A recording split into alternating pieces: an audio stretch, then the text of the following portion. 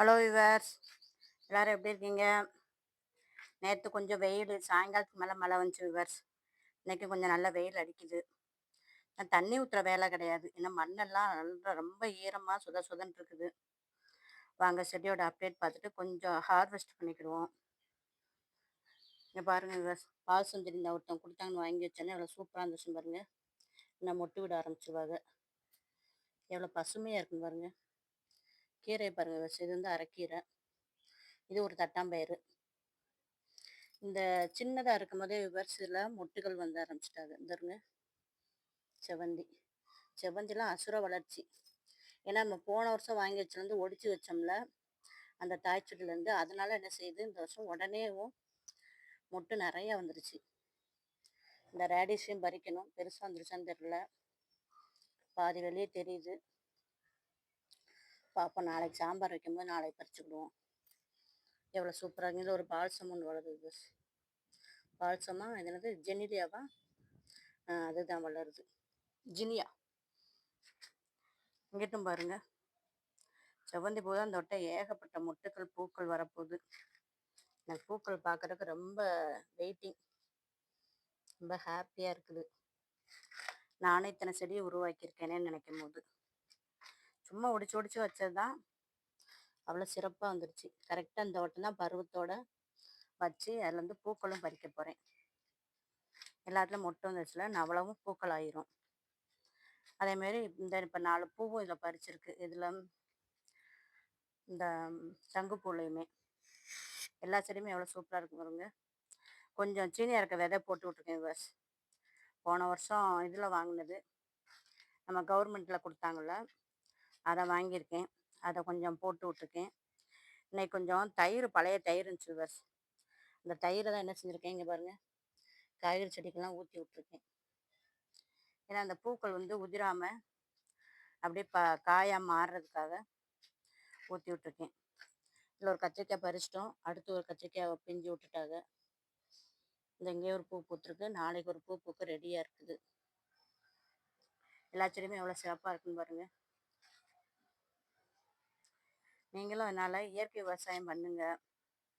மழை நேரத்துக்கு நல்லா சிலு சிலு சிலு சிலுன்னு இருக்காங்க செடி எல்லாமே, பார்க்கவே ஹாப்பியாக இருக்குது. இதிலே மொட்டு வந்துருச்சு வேறு. நம்ம நடுக்கொண்டு கிள்ளி விட்டுருந்தல, இது பாருங்க 3 பிராஞ்சு விட்டு 3 பிராஞ்சிலுமே மொட்டு வச்சுட்டாங்க. அதனால் மிளகாய் வரும்போது என்ன செய்யுங்க, முனையை கிள்ளி விடுங்க. கிள்ளி விட்டீங்கன்னா தான் அடுத்தாப்புல நிறைய பிராஞ்சஸ் வைக்கும், வச்சு நிறைய பூ பூத்து காய் வரும். எல்லா செடியுமே எவ்வளோ சிறப்பாக இருக்குன்னு பாருங்கள். இந்த மிளகாலையும் பாருங்கள், குட்டி குட்டியாக காய் கிடக்கு பாருங்கள். நேற்று ஒரு 4-5 காய் பறித்தேன், இன்னமும் திருப்பியும் காய் கிடக்குறாது. எல்லாம் குட்டி குட்டியாக இருக்குது பாருங்கள். இதுலையுமே மொட்டுகள் வந்துடுச்சு பஸ், செவ்வந்தி கண்ணில்.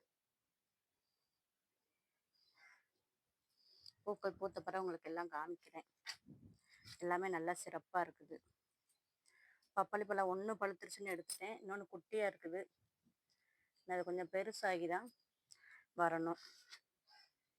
இதுலையுமே சைடு பிராஞ்ச் விட்டுருக்கு பாருங்க இது, கருணக்கிழங்கு வச்சோம்ல, இங்கே பாருங்க. இது எப்படியும் 7-8 பிராஞ்ச் விடும், விட்டு ஒரு 6 மாதம் இல்லை 8 மாதம் ஆகும்.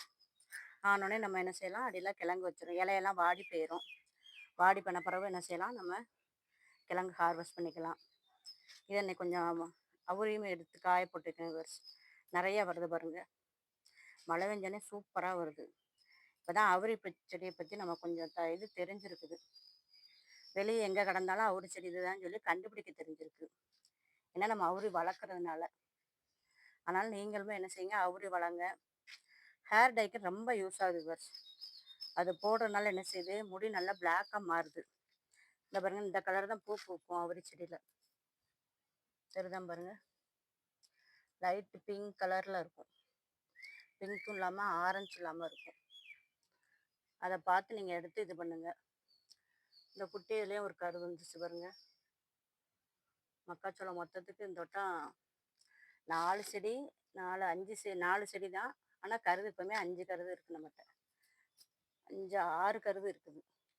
இன்னும் 2 செடியில் 2 கருது வந்திருக்குல்ல, அதனால செடி சிறப்பாக இருக்குது. இதில் விவர்ஸ் இன்னொரு சுரக்காயை ஊனி வச்சுருக்கேன். என்கிட்ட அன்றைக்கி எலி வந்து எல்லாத்தையும் எடுத்து போட்டாங்க. வைக்கவே இஷ்டம் இல்லாமல் இருந்துச்சு. மழை வேறு எடுத்து பெஞ்சா, அதனால் இன்னைக்கு தான் ஊனியிருக்கேன். கொஞ்சம் ஈரப்பதமாக தான் இருக்குது தொட்டியில். அதனால் இதில் ஒன்று, இதில் ஒன்று, அங்கிட்டு ஒரு க்ரோ பேக் இருக்குது, அதில் ஒன்றையும் ஊனியிருக்கேன். 3லுமே 2 சுரக்காய், 2 பீக்கங்காய் விதை ஊனியிருக்கேன். எப்படியா இந்த வட்டம் ஹார்வெஸ்ட் பண்ணணும். போன வட்டம் பண்ணோம், இந்த வட்டமும் பண்ணி ஆகணும். ஹார்வெஸ்ட் பண்ணணும். அது இல்லாமல் விவர்ஸ், இந்த பக்கத்தில் மரம் இருக்குது பாருங்க, முருங்கை மரம். அதுலேருந்து விதை விழுந்து தான் இந்த முருங்கை கன்று வந்தது. நல்லா இவ்வளோ உயரம் போயிடுச்சு பாருங்கள். இதை ஒடிச்சு ஒடிச்சு விட்டு இவ்வளோ உயரம் போயிடுச்சு. இப்போயும் பாருங்கள் விவர்ஸ், இந்த பாருங்க, இத்தனை முருங்கை கன்று தழுத்து நிற்காது. இதை நான் பிடுங்கி தான் போடணும். என்ன செய்ய முடியும்? யாரும் கேட்டால் கொடுக்கலாம், இல்லைன்னா என்ன செய்யணும், பிடுங்கி தூர தான் போடணும். எல்லா செடி எவ்வளோ, அதே மாதிரி இது மெக்சிகன் பினிஷ் நிறைய தழுத்துருச்சு விவர்ஸ். இதை நாளைக்கு தான் எடுக்கணும். நாளைக்கு இந்த இலை ஒரு 20 இலை எடுத்து பொறிக்கணும். நாளைக்கு நிறைய பிராஞ்ச் விட்டு அப்படியே அப்படியே கப்புங்க, அப்படியே ஒரே கூடார மாதிரி ஆயிட்டாங்க. விட்டாயில் வந்து குருவி கூடு கட்ட ஆரம்பிச்சிடும்னு நினைக்கேன். ஏற்கனவே ஒரு தேன் சிட்டு வந்து பார்த்துட்டு போய்கிட்டு இருக்குது. கூடு கட்டும் தான் நினைக்கேன். நம்ம கொஞ்சம் இலையை மட்டும் ஹார்வெஸ்ட் பண்ணணும். பாவக்காலம் இப்போ தான் விவர்ஸ் காய் விட ஆரம்பிச்சிருக்காங்க. எல்லா செடியும் எவ்வளோ சூப்பராக இருக்குன்னு பாருங்கள். கூடுமான வரைக்கும் இயற்கை உரம் கொடுங்க. கொடுத்தினா செடி எல்லா செடியுமே நல்லா சிறப்பாக இருக்கும். எறும்பு தொல்லை தாங்க முடியல விவர்ஸ். தோட்டத்துக்குள்ள வந்தாலே சரி, வெறும் சித்தெரும்பு தான். அதுக்கும் ஒரு வீடியோ போட்டிருக்கேன் நான், எறும்பு தொல்லை போகிறதுக்கு. அதுவும் நீங்கள் உள்ளே போய் சேனல்லாம் பாருங்கள். வீடியோ பிடிச்சா லைக் பண்ணுங்கள், சப்ஸ்கிரைப் பண்ணுங்கள் ஜோதி ஃபார்மிங்க, கமெண்ட் பண்ணுங்கள். அப்படியே ஒரு சின்ன ஹார்வெஸ்ட் பண்ணியாச்சு.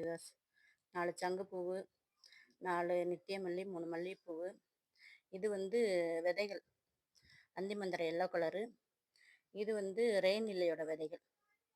அடுத்த வருஷம் போட்டுக்கலாம், இல்லை யாரும் கேட்டால் கூட கொடுக்கலாம். நம்ம 2 காராமணி பறிச்சிருக்கு. வளர்ப்புகளுக்கு ஒரு சேனல் ஆரம்பிச்சிருக்கோம், அதையும் சப்ஸ்கிரைப் பண்ணுங்கள். தேங்க்யூ.